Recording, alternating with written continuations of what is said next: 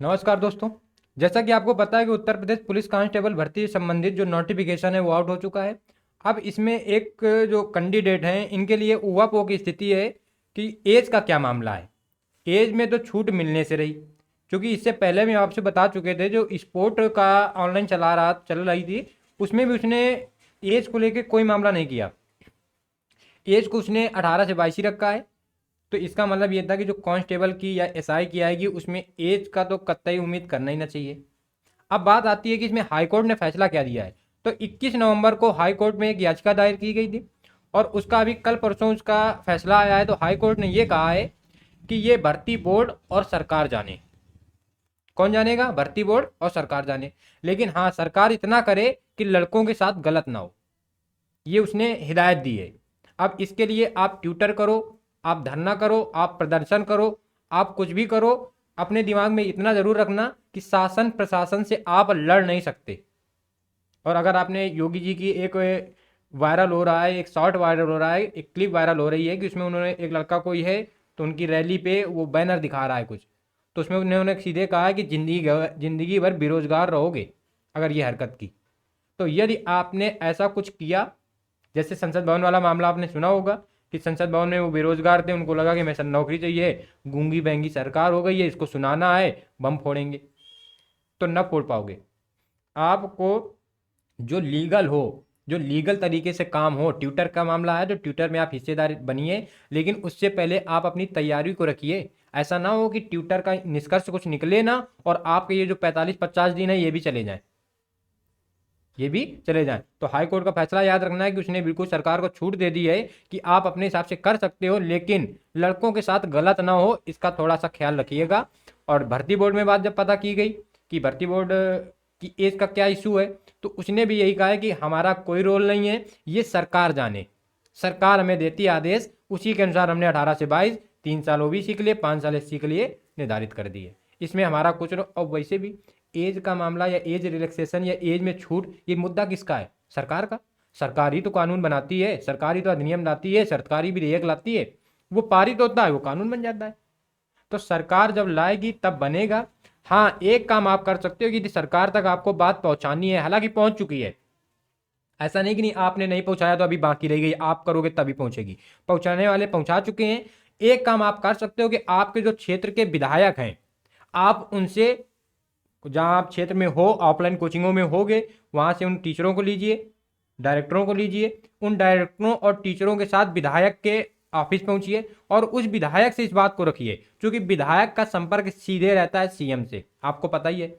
वो अपना बात करेंगे और उनका आना जाना विधायक का लखनऊ लगा रहता है। संसद विधानसभा जाएंगे, बैठेंगे, अपनी बात कहेंगे, क्योंकि अगली बार विधायक ही आपके दरवाजे वोट मांगने आएगा, सीएम ना आएगा।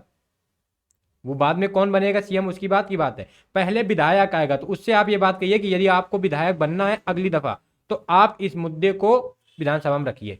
और इस रखने से कोई मतलब नहीं, इसमें छूट दिलाइए। आप ट्विटर कंपेन करने से सोशल मीडिया का कोई रोल नहीं रह गया। आप जितना मौखिक और सम्मुख जाके बात करोगे, अगर आपको बात ये समझ में आ रही हो कि आप जहां हो, जिस क्षेत्र में हो, तो वहां से कोचिंग मालिकों को, डायरेक्टरों को, टीचरों को, उनको लीजिए और उनके साथ विधायक के फार्म हाउस पे, विधायक के ऑफिस पे जाइए, उनसे अपनी बात रखिए लीगल तरीके से, शांतिपूर्वक। उपद्रव करने की जरूरत बिल्कुल नहीं है। उपद्रव करोगे परेशान हो जाओगे, परीक्षा से वंचित जाओगे, हो सकता है भविष्य से भी वंचित हो जाओ। तो इस बात का ख्याल रखना है। दूसरी बात, एज तो अब मिलने से रही। अगर हम दूसरे स्लाइड पे थोड़ी सी बात आपसे हम करें कि जैसा आप देखोगे कि एज का तो मामला मिलने से रहा, जितनी है इसी में आपको संतोष करना है, 18 से 22। ठीक। दूसरी बात, बाकी ओबीसी के लिए, एससी के लिए अपने हिसाब से देख लोगे, 3-5 साल का जो है। जो हम मेन मामला बात करेंगे कि जो सिलेबस है 50 दिनों में आपको करना कैसे कंप्लीट है, करना कैसे है, उसके लिए आप कितनी भी कोशिश कर लें, आप 10 घंटा पढ़ लें, इतना यूपीएससी वाला ना पढ़ता होगा, आप 10 घंटा 50 दिन पढ़ लें, 500 घंटे हो गए, फिर भी यदि आप सिलेबस कंप्लीट कर लें तो आप हमसे बताएं। आप सिलेबस कितनी भी जोर लगा लें, अब सिलेबस आपसे कंप्लीट होने वाला रहा, बिल्कुल ना होने वाला रहा। ये अटैक है, पहली बात, आप ये 2-3-4 दिन इस अटैक से तो बाहर आ जाओ, इस सदमे से तो पहले बाहर आओ, पढ़ाई तो बाद में कर लोगे। इस सदमे से बाहर ना आ पाओगे, क्योंकि कुछ बहुत कैंडिडेट हैं जो वीडियो देख रहे होंगे, वो उनके 2 जुलाई उसने लिए, उनका जून है 30 जून 2001, यानी एक दिन 2 दिन से बाहर हो गए, एक दिन 2 दिन से बाहर हो गए। उधर उसने 2 जुलाई लिए, 1 जुलाई 2005 ले लिए, चलो इधर तो 17 कर देगा, नीचे कर देगा, कोई मतलब का नहीं है। लेकिन यहाँ उसने जब जून जून में लड़का है, या पूरे जुलाई, जनवरी, फरवरी, मार्च, अप्रैल, मई 2001 का लड़का है, वो अभी अपने आप को 22 मान रहा था कि मैं 22 साल का हूँ, 22 साल का हूँ, लेकिन वो दिन ना देख रहा था, दिन ना देख रहा था। यानी अब वो 22 साल कुछ दिन का हो गया, कुछ घंटे का भी हो गया तो खत्म है वो। आप समझ रहे हो? अब आपको करना यही है कि जो आपके टॉपिक हैं वो हिंदी के हैं, वो जीएस के हैं, वो रीजनिंग का है और मैथ का है। अब भी यदि आप मैथ 1.5 2 2 घंटे लगा रहे हो तो फिर आप जानो, आपकी मैथ अच्छी हो जाएगी, लेकिन आप सिलेक्शन से दूर हो जाओगे यदि अब भी आप मैथ 2 घंटे 1.5 घंटे लगाओगे तो। मैथ को केवल केवल घंटे पे नहीं, मैथ को आपको केवल डेली 20 से 25 क्वेश्चन करने हैं बस। वो सब्जेक्टिव वाइज कर लो या ओवरऑल कर लो, जो 14 15 टॉपिक हैं मैथ के, उनसे प्रत्येक से 2 2 ले लो तो भाई 28 हो गए, 2 2 ले लोगे 30 मान लें। इससे ऊपर आपको नहीं करना है, और वो 30 आपके 45 मिनट में हो जाने चाहिए। ये भी नहीं कि 30 है तो 1 घंटे 2 घंटे ले जाओ, यहाँ घंटे की पढ़ाई नहीं है, यहाँ पे आपकी जो स्ट्रेटजी है, जो आप मैटर तैयार करोगे उसको खत्म करने की तैयारी है, घंटे की तैयारी नहीं है। अब बात अगर हम करें रीजनिंग की, तो रीजनिंग जो 55 क्वेश्चन है, 110 नंबर का जो मामला आपका सेट करेगा रीजनिंग, इस 110 में कम से कम आपके 100 आने चाहिए। और ये कब आएंगे? जब 55 क्वेश्चन डेली आप 2 बार करोगे, वही 55 क्वेश्चन दोबारा। एक बार कर लिए, पूरे 55 में 55 ना आएंगे, हो सकता है पहली बार में आपको 30 आए, 35 आए, हो सकता है 40 आ जाए, 45 आ जाए, 50 आ जाए, 55 में 55 ना आएंगे। जो 5 नहीं आए, 10 नहीं आए, उनके साथ इन 55 को फिर रिपीट करना है। मल्टीपल रिवीजन, आप मल्टीपल सोर्स या पीडीएफ के चक्कर में भगोगे, परेशान हो जाओगे। जो आपके पास बुक हैं, ऑथेंटिक बुकें होंगी, उन नहीं है तो अभी हम बुक की चर्चा करेंगे, आप ले लो जाके। दूसरी बात, यदि किसी चैनल से भी पढ़ना है, अपने चैनल की बात बता रहे, तो आपको केवल केवल यहाँ के प्रैक्टिस करनी है। आप यहाँ थ्योरी की उम्मीद न करना आके कि हम थ्योरी आपको पढ़ा रहे हैं। हिंदी में केवल हम जो आपसे वादा किए हैं कि हर सब्जेक्ट का टॉपिक वाइज, वर्णमाला का होगा, समास का होगा, संधि का होगा, रस छंद अलंकार, यहाँ तक गद्यांश पद्यांश तक की बात कर रहे हैं। आपको प्रत्येक टॉपिक से, प्रत्येक अध्याय से 100 से 150 क्वेश्चनों की प्रैक्टिस डेली कराई जाएगी। समय का कोई बाउंडेशन नहीं, जैसे हमने कहा कि समय कोई लिमिट नहीं कि हम आपको कह देंगे नहीं 1 घंटा का वीडियो होगा। हो सकता है कि वो वीडियो 30 मिनट में हम खत्म कर दें, या हो सकता है वो वीडियो 1 1.5 घंटे में चला जाए। आपको करना सिर्फ यही है कि उस वीडियो को फुल स्पीड में करके केवल ये देखना है कि जो चीजें हम क्वेश्चन आया ये आपको पता है कि नहीं पता। इसके बाद इस क्वेश्चन के इर्द गिर्द वाली बातें आपको समझ में आ रही कि नहीं आ रही, और ये पता है कि नहीं है तो उनको राइट डाउन कर लेना रफली। सिलेबस कंप्लीट नहीं करना कि आप वर्णमाला पहले पढ़ें और फिर इसके बाद वर्णमाला की प्रैक्टिस करें, नहीं, वर्णमाला की प्रैक्टिस करने पे ही वर्णमाला पढ़ना है।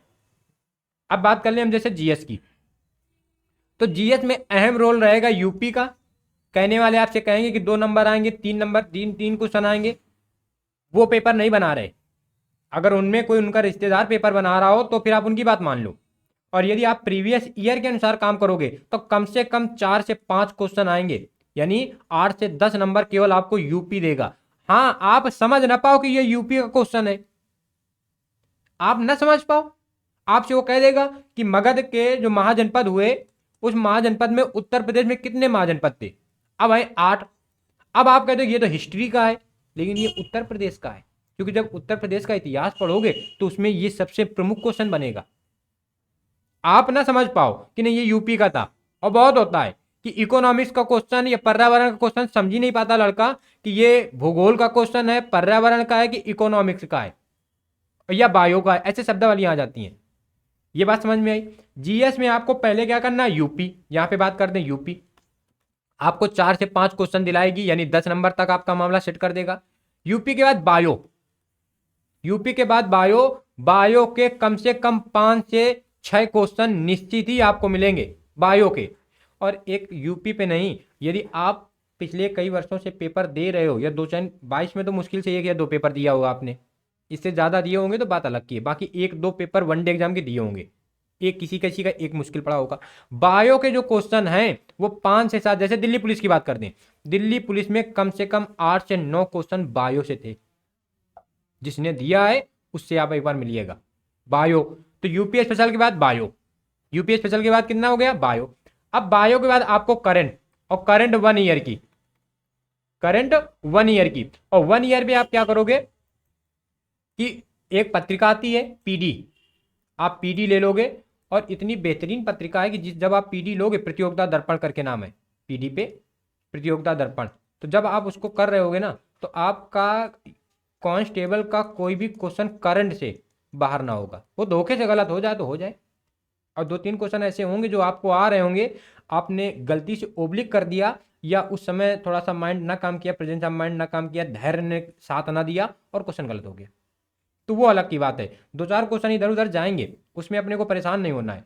करंट की बात हो गई। बाकी जो हिस्ट्री है, जियोग्राफी है, पॉलिटी है, बहुत से लोग हैं वो पॉलिटी के अनुच्छेद रटे पड़े हैं। भाई अनुच्छेद में आएगा तो सीधे कहेगा कि अनुच्छेद 44 क्या है। अब ये किसको नहीं पता, और जिसको नहीं पता तो मजा करे, अनुच्छेद 44 क्या है। अनुच्छेद 44 तुमको नहीं पता, वो कह देगा समानता का अधिकार में अनुच्छेद कौन सा है, तो अनुच्छेद समानता के अधिकार में 14 से 18। अब तुमको जिसको ये नहीं पता तो मजा करे। तो अब ये अनुच्छेद जो रट रहा है वो कौन से रटेगा, 241 क्या है, 231 क्या है, 214 क्या है, वहां से क्वेश्चन बिल्कुल ना बनेगा। और जो अनुच्छेद आएगा तो सबको आएगा, ना आएगा तो कोई ना कर पाएगा। ऐसा आएगा वो कह देगा 367, अब तुम्हें 368 पता है संविधान संशोधन, उसने रख दिया 67। अब बताओ, या आपसे कह देगा कि जब वो राष्ट्रीय आपात लगता है, राष्ट्रपति शासन लगता है, तो कौन से अनुच्छेद निलंबित नहीं होते, ये सबको पता है। निलंबित नहीं होते, कौन से नहीं होते, 19, 21, 19, 20, 21 निलंबित नहीं होते। किस अनुच्छेद के तहत, अब तुम ढूंढते रहो किस अनुच्छेद के तहत, तो 359 के तहत। तो ये लॉजिक जिसको पता होगा तो कर पाएगा, वो फिर पीएससी लेवल का पहुंच जाएगा। अन्यथा आपसे समान सा क्वेश्चन है, समान सा क्वेश्चन कि अनुच्छेद 44 क्या है, 14 से 18 में क्या है, अस्पृश्यता किसमें है, जिसको ये नहीं पता तो वो पलटी रटता रहे, कोई दिक्कत नहीं।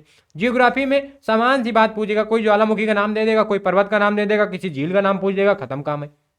आप परेशान हो जाओगे, आप कुछ ना कर पाओगे। आपको जीएस में केवल इतना रखना है कि जो यूपी रेगुलर क्लासेस की टीम आपको हिस्ट्री की, जियोग्राफी की और पॉलिटी की, और बहुत जल्द आपके सामने एनवायरनमेंट कि जो आपको प्रैक्टिस करा रही है, आप उस वीडियो को फुल स्पीड पे देखिएगा, और फिर जब एग्जाम से बाहर निकलिएगा फिर बताइएगा। और ये आप किसी न किसी को आप मेंटर मान रहे होगे, कोई ना कोई आपका सलाहकार होगा, या हो सकता है आप खुद अपने आप पे हो तो अलग बात है, कोई सलाहकार हो, कोई मेंटर हो, उससे एक बार पूछना कि क्या भैया 50 दिन में हम सिलेबस कंप्लीट कर पाएंगे। और अगर वो ईमानदारी से सलाह देगा तो पहले ही तुम्हारे एक थप्पड़ मार देगा 50 दिन में, वो कभी ना कहेगा कि नहीं हाँ तुम कर लोगे। और बाकी आप खूब अच्छे से कोटेशन खूब पढ़ोगे कि जो कमज़ोर हैं वो उनको भी वर्दी दिला देंगे, यानी जो होशियार हैं उनको वर्दी मिल गई, जो होशियार हैं आओ तुमको मैराथन करा देंगे, आओ तुमको ये लगा देंगे, आग लगा देंगे, कुछ ना कर पाओगे, परेशान हो जाओगे। और अभी 31 दिसंबर आएगा, कसम निकालोगे कि मैं 31 दिसंबर 1 जनवरी से कसम खा रहा हूं कि 2024 में आग लगा दूंगा। जितने एक्टिव होके तुम जनवरी में कसम खाते हो उतने ही रिग्रेट तुम दिसंबर में फील करते हो, क्योंकि उसके संदर्भ में तुमने कुछ काम नहीं किया। तुमने अपने भविष्य जनवरी को कसम खाई कि मैं इस बार सिलेक्शन लेके रहूंगा, और दिसंबर आ गया तुम पेपर ना निकाल पाए, सिलेक्शन की तो बात अलग है। अब वो तुम रिग्रेट पे हो कि यार बताओ हमने कसम खाई थी ये क्या हो गया। तो वो नहीं रखना है, ज़्यादा भावुक नहीं होना है, ज़्यादा मोटिवेशन नहीं होना है कि जो खून पसीने से ना आएगा वो लिबास बदलेगा, ऐसे करके जो चलता है, इतना क्या करना भाई। 50 दिन है, तुम्हें एक बेस्ट स्ट्रेटजी रखनी है, परेशान हो जाओगे। अगर हम स्ट्रेटजी की बात करें थोड़ा सा आप देखोगे कि हिंदी में 30 क्वेश्चन, सॉरी 37 से 38 क्वेश्चन, इसमें आपको 33 करने हैं, और समानता आप 30 कर रहे हो, यदि पढ़ने में आप अच्छे हो तो 30 कर रहे हो। रीजनिंग की अगर बात कर दें 55 क्वेश्चन, समानता आप 55 में हो तो आप 40-45 कर रहे हो, लेकिन आपको करने कितने हैं 50, करना कितना है 50, इसमें कितना 33। समानता आप तो मैं रीजनिंग और हिंदी में 70 तो कर ही रहे हो, यानी 140 तो आप इन दोनों को लेके ला ही रहे हो। आपको इनमें लाना कितना है, तो अगर आपको लाने की बात कर दें तो ये 3 और 5 3 8, 2 का गुणा कराओ, 3 दूना 6, और 8 दूनी 16, 166 लाने हैं। 166 केवल जीएस सॉरी हिंदी में और रीजनिंग में लाना है। अब बात करते हैं जीएस में, तो जीएस में आप कुछ भी कर लोगे, मुश्किल है जो आप 20 प्लस पहुंच पाओ। बहुत अच्छी जिसकी जीएस होगी, क्योंकि वनडे एग्जाम वाला मैथ रीजनिंग में तो कमांड अच्छा रखता है, लेकिन वो जीएस में परेशान हो जाता है। और ये श्योर है कि आप मल्टी थोड़ी ना हो, मशीन थोड़ी ना हो कि हर चीज आप में फीड कर दी गई, आप हर चीज का जवाब दोगे। आप इंसान हो, आप इंसान हो तो आप एक एक आपका क्षेत्र है कि उसमें आप निपुण हो। आप मल्टी नहीं हो, वर्साटिल नहीं हो कि आप इस हाथ में जीएस को पकड़े हो, इसमें मैथ को पकड़े हो, हिंदी को पकड़े हो, रौंदे पड़े हो, ना कर पाओगे। तो जो मोटे मोटे सब्जेक्ट हैं जो सिलेक्शन दिलाएंगे, कौन दिलाएगा सिलेक्शन? एक हिंदी दिलाएगा और ये रीजनिंग दिलाएगी। जीएस की बात करते हैं, 20 क्वेश्चन कर लोगे तो 20 दूनी 40 क्वेश्चन, आपको इसमें 40 नंबर कितने हो गए? तो अगर जोड़ दें तो 6 0 206। और पिछली बार की कटाप देख लेना, जनरल की 206 कटाप ना गई थी पिछली बार की। ये तो 3 सब्जेक्ट की बात की है। और अगर हम चौथा रख दें मैथ, तो मैथ में 18 क्वेश्चन आएंगे, और इस 18 में तो 13 तो आप कर ही रहे हो, 12 चलो 12 मान लें, 12 तो आप इस समय कर रहे हो, तो आपको 15 कर लेने हैं बस। 15 दूना 30 यानी 236। इससे बाहर आप कितना भी आयोग लगा ले जोड़, 236 के ऊपर कटाप जाने से रही। क्योंकि वनडे एग्जाम होगा, एक शिफ्ट में की बात कर रहा है, तो नॉर्मलाइजेशन तो भूल जाओ, नॉर्मलाइजेशन भूल जाओ। और पेपर भी कोई बहुत बड़ा तोप ना बना देगा, क्योंकि एक दिन में ले रहा है, एक दिन में ले रहा है। बस है क्या कि हर बंदा यूट्यूब पे है, हर बंदा डिप्ट पढ़ने की कोशिश कर रहा है, तो कोई कोई क्वेश्चन वो बना के रख देगा कि जाओ परेशान हो जाओ। बाकी रीजनिंग की बात, हिंदी की बात या जीएस की बात वही रहेगी जो समानता पिछले वर्षों पेपर में उसने बनाई है। तो आपको ये स्ट्रेटजी फॉलो करनी है। टाइमिंग की कोई टेंशन नहीं कि 10 घंटा कि 12 घंटा, आप ये 6 घंटे में इतना कवर कर जाओ, 6 घंटे में। आप इसको कवर करने में 18 घंटे ले रहे हो तो 50 दिन की बात है, 18 ही घंटे सही। हालांकि 18 बहुत ज़्यादा बोल दिया, बहुत ज़्यादा तो 8 9 या 10 या 11, जब इतना आप कवर करने पे जाओगे तो 11, इससे ऊपर नहीं, और इससे ऊपर जाना भी नहीं है। पढ़ते पढ़ते पागल भी नहीं हो जाना। कभी कभी क्या होता है कि अच्छा करते करते व्यक्ति गलत करने लगता है। कभी कभी तुम पढ़ते पढ़ते पगला जाओगे, फिर पेपर पेपर देने कौन जाएगा? पेपर भी तो देने जाना है, फ्रेश मूड पे जाना है। तो ये स्ट्रेटजी रखना है। ज़्यादा नोटिफिकेशन के चक्कर में नहीं पढ़ना है, ज़्यादा नोटिस के चक्कर में नहीं पढ़ना है। अब हमने कल देखा है कि बहुत से इतने हैं, बहुत फ़ोन आए हैं, कमेंट्स आए हैं, फ़ोन आए हैं कि भैया हम सोमवार को ऑनलाइन करा देंगे। प्रभु सोमवार से कौन सी डेट ऑनलाइन हो रही है? 27 तारीख तुमको नहीं पता कि कब है? 27 तारीख नहीं पता क्या? वो इतना ज्यादा पेशेंस खो चुके हैं, इतना ज्यादा वो घबराए हुए हैं कि उनको लग रहा है भैया बस हम सोमवार को करा देंगे जाके। अरे यार सोमवार को कहां से साइट चल जाएगी? 27 को चलेगी। फोन आएगा कि भैया हमारा ईडब्ल्यूएस 1 साल का हो गया, वही अप्लाई कर देंगे। जब उसमें वो कह रखा है, उसमें कहता है कि ईडब्ल्यूएस 1 साल चलेगा, आप जबरदस्ती हमसे हाँ भरवा रहे हो, तो हम कह देंगे कि हाँ ठीक है 1 साल का, ठीक है लगा दो। वो डीवी में तुमको पटक देगा कि जब उसने कहा कि नहीं 1 साल तक ईडब्ल्यूएस है, इसके बाद पता नहीं तुम ईडब्ल्यूएस के दायरे में आ रहे हो कि नहीं आ रहे हो। और जिसको ना पता हो तो जाके वो मुंबई जोन की रेलवे ग्रुप डी का देख सकता है। उसमें क्या उसने किया कि 279 लड़कों को बाहर कर दिया। क्यों कर दिया? क्योंकि उनके पास लास्ट डेट जो 21 अप्रैल 2019 थी, उसमें सीसीए कैंडिडेट के पास सर्टिफिकेट ना था, इसके बाद आया है, जबकि उनकी अप्रेंटिस हो चुकी थी। अब 279 ज्वाइनिंग में चले गए थे, अब वो बाहर आ रहे, घर आ रहे, आ ही गए। कितना बुरा लगा। जरा सी गलती कि वो सीसीए कर दिए। हो सकता है उनमें कोई होशियार होगा जो समान कैटेगरी से लेके, जनरल कैटेगरी से लेके सिलेक्शन पा लेता ओपन वैकेंसी में, लेकिन उनको लगा कि हम कर लेंगे, आयोग से लड़ लेंगे, और फिर पूरी नोटिफिकेशन कोई नहीं पढ़ता। वो सीधे पैरा काट के दिखा देते, देखो 17.25 पैरा में हमने ये लिख रखा है कि ऐसा ऐसा होना चाहिए। तो आपको ज़्यादा परेशान नहीं होना है। मेन बात, आपको समय पे ध्यान नहीं देना कि कितने घंटे पढ़ाई करनी है। आपको पहले तो प्रीवियस ईयर पेपर देखना है कि आप 18 में, 19 में, 13 में पेपर देते तो आप कितनी कमांड आज की तैयारी में कर पाते, आज की। और आयु को लेकर अब परेशान नहीं होना, एक्सक्यूज नहीं देना है कि भैया वो हम 4 दिन, आपके पास जीडी तो पड़ी है, इतना ही ज़्यादा है तो आप जीडी में आग लगा दो। मतलब पुलिस में तुमको यह था कि तुम पुलिस में हो ही जाओगे कि 4 दिन अगर और होते तो हम आग लगा देते, हम फाइनल लेके आते। तो ये भी भ्रम टूट जाएगा। ट्विटर कैंपेन अगर चला और अच्छा खासा रहा तो ये मान लो कि 1 डेढ़ साल को उसने अगर दर दे दी 27 तक उसने अगर 1-1.5 साल की दे दी तो ये भी भ्रम तुम्हारा टूट जाएगा कि अगर मैं फॉर्म पुलिस का डाल लेता तो आग लगा देता।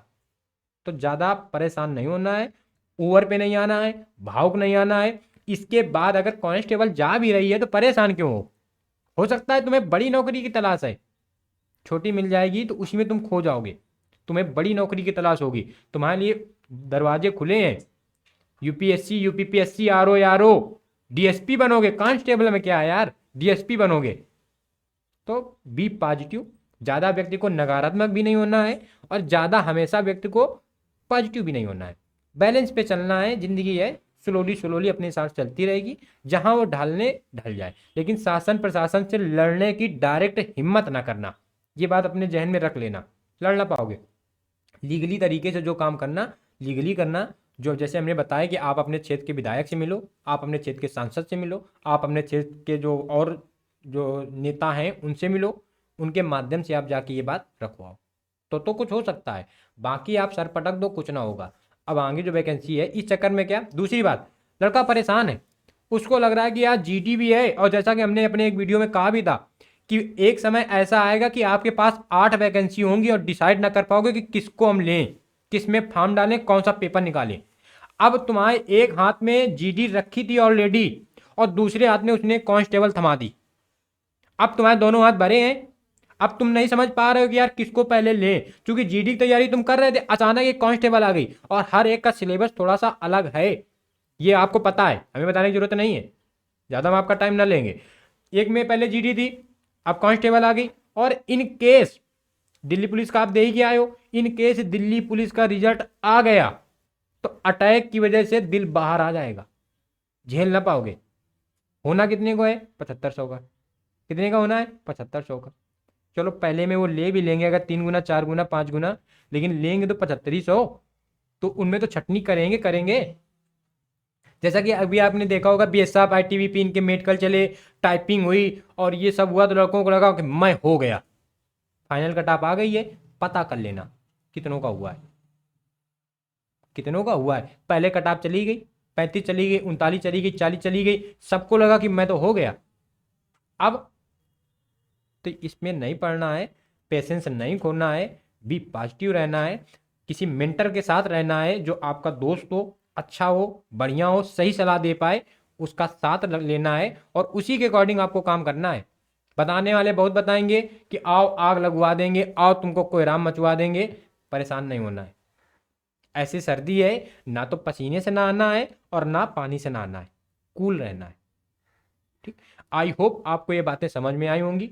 और अंत में कि एज का जो भी मामला जैसे भी निकल के आएगा, हम निश्चित ही वीडियो के माध्यम से आपसे जुड़ेंगे। आप बिल्कुल जानकारी के चक्कर में ना पड़िए। जो अगर वीडियो निरंतर हमारा देख रहे हैं वो लोग बिल्कुल परेशान ना हो, वो निरंतर देख रहे हैं, इसका मतलब कि उनको हम पे विश्वास है। आप अपना विश्वास बिल्कुल आप जायज व्यक्ति पे कर रहे हो, जायज चैनल पे कर रहे हो, आपका विश्वास टूटने ना देंगे, ये वादा है। मिलते हैं नेक्स्ट वीडियो पे जैसे ही कोई जानकारी आती है। और जो हम लोगों का कल से सेशन शुरू हो रहा है हिंदी का और जीएस का, यूपी स्पेशल का, आप निश्चित ही उस सेशन का हिस्सा बनिए। दोस्तों को चैनल शेयर करिए, वीडियो को लाइक करिए और हाँ, कमेंट्स में अपनी बात जरूर बताइए। जैसा ही ट्विटर चलेगा तो हम लोग ट्विटर पे भी भाग लेंगे, ऐसा नहीं कि ट्विटर पे भाग ना लेंगे, ट्विटर पे बिल्कुल भाग लेंगे। लेकिन यदि आपने जो हमने आपसे बताया कि आप अपने क्षेत्र के विधायक सांसद से मिलिए, पार्षद से मिलिए, सभासद से मिलिए, उससे बात रखवाइए जाके, क्योंकि जनता का प्रतिनिधित्व है ये। बात तो जायज है कि भाई तुम 18 से 29 को मान रहे हो कि नवयुवक हैं और तुम 18 से 22 को कह रहे हो कि इसके बाद वाले बूढ़े हैं। भाई बूढ़े होने का मतलब तो है कि आयोग ने तुमको मरा मान लिया कि तुम हो ही नहीं। अगर तुम हो तो फॉर्म अप्लाई करते, तुम हो ही नहीं, यानी 22 के तुम ऊपर हो गए तो तुम मर गए आयोग के लिए। और कई सारे ऐसे आयोग हैं जो 22 के बाद 25 के बाद कैंडिडेट को मरा मान लेते हैं, केवल आधार कार्ड में तुम जिंदा हो बस। तो परेशान नहीं होना है। मिलते हैं नेक्स्ट वीडियो पे। आई होप आपको ये सेशन अच्छा लगा होगा। तब तक के लिए नमस्कार, जय हिंद, वंदे मातरम।